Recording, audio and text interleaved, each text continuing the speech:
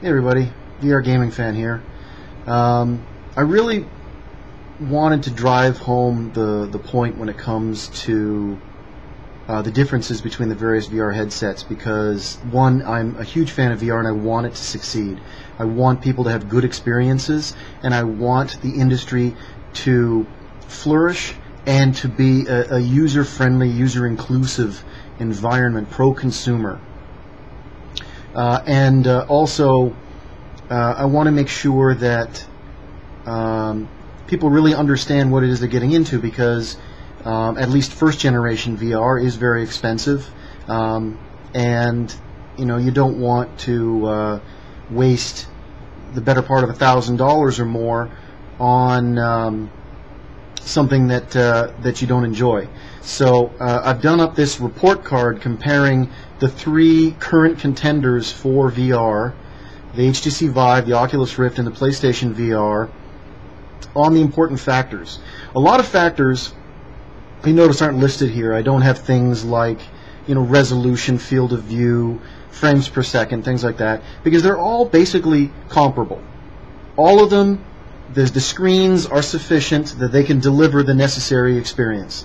So rather than going, oh, this one, is got one more pixel than the other one, or anything like that, those don't matter. The factors that matter, the factors that are going to play into whether or not you feel that your money was well spent or whether you got screwed. So basically, I'm just going to run down this list. First of all, honest pricing. What I mean by honest pricing is the HTC Vive is $800, period, end of sentence. There's no fine print, there's no surprises, nothing. With the Oculus Rift, you still have to buy the motion controllers and the extra camera at some point down the road that has not been announced. With the PlayStation VR, you just get the headset. But if you want any tracking whatsoever, like if you wanted to know where the hell your head is, you need to buy the camera separately. And if you want motion controllers, you need to buy them separately. So when they say, we're only $600 or we're only $400, they're being dishonest. They're being disingenuous. Next, ready out of the box. Again, HTC Vive. Everything you need, boom, one package, you're ready to go. You don't need to buy any extras. You don't need to wait for future releases of anything. Everything you need right out of the box, you're ready to go. With the Oculus Rift, for sit-down gaming without motion sensing, like motion sensing of your hands, there's still motion sensing of your head, that is available right out of the box with the Oculus Rift. But if you want stand-up, if you want motion sensing of your hands, that kind of thing, you have to wait, first off, until they're released, and then you need to order their touch controllers. For the PlayStation VR, you get the VR headset, which allows you to view things in 3D, but there's no head tracking without the camera, and there's no hand tracking without the controllers. Those are sold separately. Expandable. What I mean by expandable is with the HTC Vive, you can, say you buy 2 Vives or 3 Vives or 4 Vives, say you get a whole group of people and you all play together, multiplayer stuff or whatever. All of the lighthouses, the sensors, are shareable because they're passive. So you can take all of those sensors and put them all over your house, and all of the Vives can use all of those sensors. 2 Vives or 3 Vives or 4 Vives can occupy the same space. They all have to be connected to separate computers, but the lighthouses don't care. So either by purchasing extra sets of HTC Vive for multiplayer larger environments, or just getting extra lighthouses and putting them around the environment, you can support more irregularly shaped environments, larger environments, things like that. The room scale VR thing is infinitely expandable, basically, especially if you go with some kind of a wireless rig like a laptop and a backpack. So you can basically do anything you want with it. Now with the Oculus Rift, with the addition of extra cameras, you can expand the play space for a room scale VR. The problem is you need to run a USB extension cord to each one of those cameras. You have to use up a USB port on your computer for each one of those cameras, and it's extra processing power needed buy your computer for each one of those cameras to be able to handle all that tracking. None of that is necessary with the Vive, and none of that is possible with the PlayStation VR. Room scale VR, right out of the box, HTC Vive has it. Oculus Rift and PlayStation VR, because they use cameras, you can technically stand up, move around a little bit, and if you're careful, you can pull off a somewhat room scale experience, but they're not primarily designed for it. The Oculus has stated their core focus is on a seated experience. Obviously, all of the units can do sit-down VR, but a lot of people don't realize, they think that the Vive is only stand-up VR, and the sit-down experiences with the Rift or with the PlayStation. No, you can sit down just as easily with the Vive, and it works just as well as the other headsets, assuming, of course, you get the hand tracking and the extra camera and all the stuff that's needed for those ones to get the full tracking experience. HTC Vive, again, right out of the box, can do the sit-down experience just fine. Augmented reality. Only the HTC Vive has a front-facing camera that can bring in reality to be augmented. So only the HTC Vive supports augmented reality from a hardware standpoint. I'm not aware of any augmented reality apps currently available for the HTC Vive. If there are some out there and I don't know about them, please let me know in the comments. But to the best of my knowledge, there aren't any apps for augmented reality for the Vive yet. But the hardware has that capability built in. The Oculus Rift and the PlayStation VR, unless you're going to glue a camera to the front of your headset, they are not going to be capable of that. And even if you did glue a camera to it, I seriously doubt there's going to be any software that would support it. User privacy. Both the Oculus Rift and the PlayStation VR use cameras. Those cameras are always on. They're always monitoring your activities. And that information is being fed to the machine, to Oculus, to Sony, to do with however they see fit. And in the case of Oculus, in their license agreement, they say that they are going to collect that data and they're going to sell that data. So you absolutely do not have privacy when it comes to the Oculus Rift. PlayStation, I don't know what their end user agreement says about what they can do with your data, but the camera is on and it is watching you, and that is a problem. Whereas with the HTC Vive, the lighthouses are just passive laser boxes. They just broadcast an invisible laser beam into the room, and they're not connected to anything, so they couldn't record information even if they wanted to. Open platform. There are no exclusive titles for the HTC Vive, and there are no plans for them to have any exclusive titles. Whereas both Oculus and Sony are both big fans of the exclusive title, which is inherently anti-consumer. They're screwing you over. They're holding you hostage by your wallet. It is a really slimy business practice that we need to discourage. Usable for extended times. Reason why I included this one is because a lot of people harp on the Rift or the PlayStation VR being more comfortable.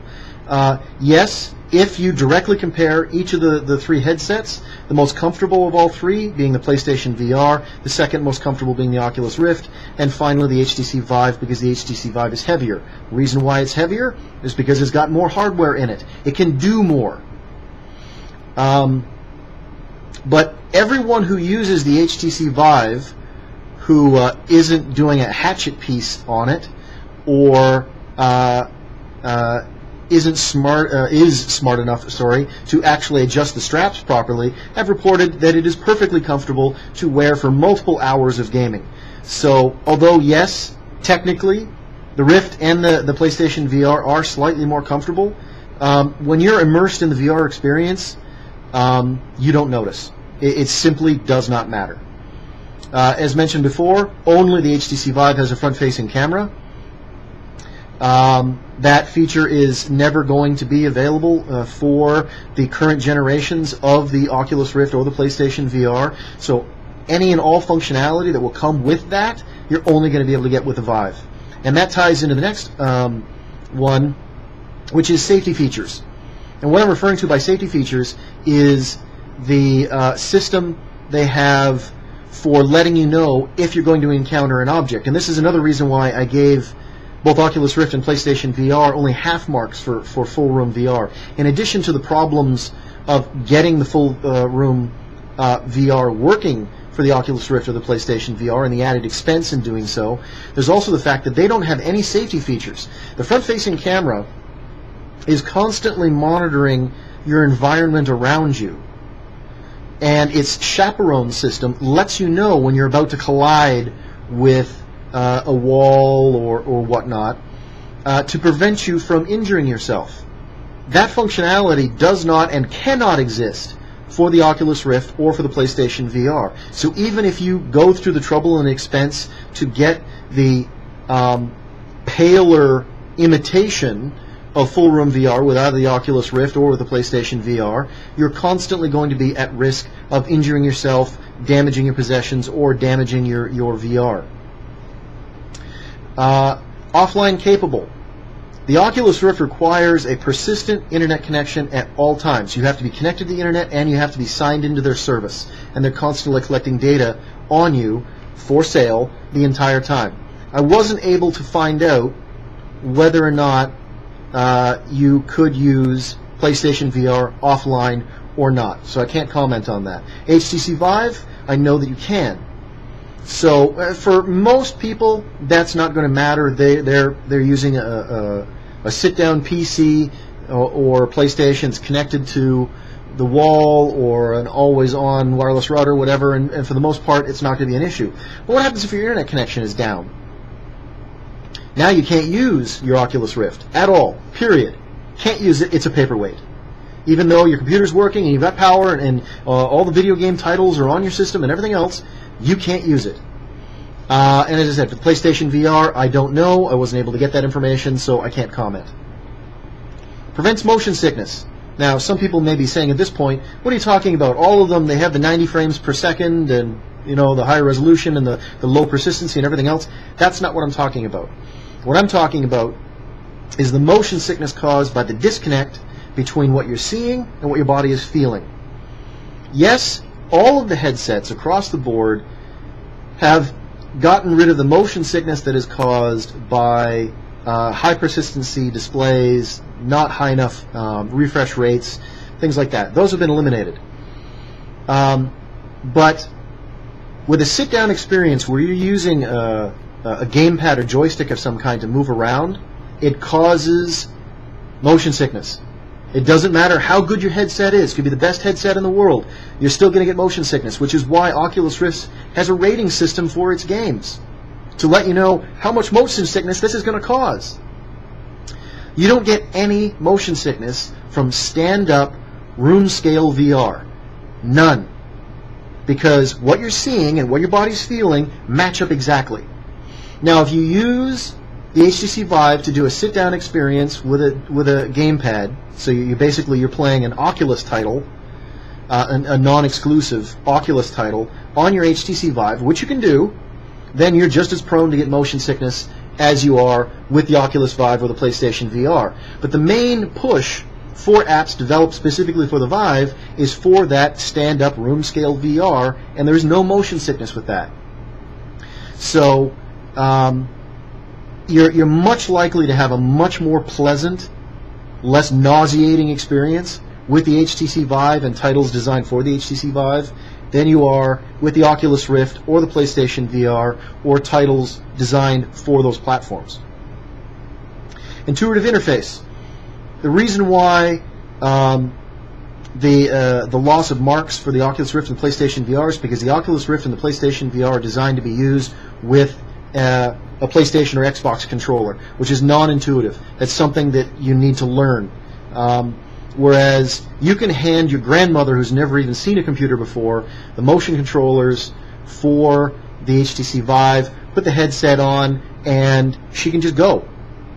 It's natural and intuitive the way everything is done in that environment, and the entire design concept behind it surrounds that. It stays with that. Whereas since the Oculus Rift and the PlayStation VR both ship without motion controllers, the default software, the operating system, if you will, for both of those cannot rely on motion controllers as the interface because they don't come with them. The capability may be added later, but the package out of the box, non-intuitive. There is a learning curve to it. And personally, it's not even personally. I mean, universally, people report if you're using motion controllers, it is a more immersive experience. And since the whole point of VR is immersion, it is an objectively better experience. And the final item, usable with glasses. For those of you, like myself, who are unfortunately cursed with metal frames and hunks of glass in the front of your face, you can wear glasses with all of the units. But the Oculus Rift is not as good as the other two units when it comes to fitting your glasses in. Glasses that have larger frames or thicker lenses or whatnot, you may have difficulty or may not be able to at all use those glasses with the Oculus Rift. But with the HTC Vive, there's more room. There is an adjustment that allows you to move the headset further away from your face, giving you more room. With the PlayStation VR, where the unit hangs, it doesn't actually touch your face. It hangs from a head strap from above. Again, much more room for glasses. So as you can see by this report card, without going through it in detail, just quickly glancing at it, it is very, very clear which one is the better value. And given the very first item, the dishonest pricing, by the time you buy all the extra components to complete your VR setup, you're basically paying the same amount of money regardless of which way you go. So what it really boils down to is there is only one choice when it comes to first generation early adopter VR. It's the HTC Vive. Hopefully this report card has helped clear things up for you and allowed you to make a more educated choice and prevented you from having an unsatisfactory experience. So hopefully I'll be seeing all you guys in the Vive sometime real soon. Bye-bye.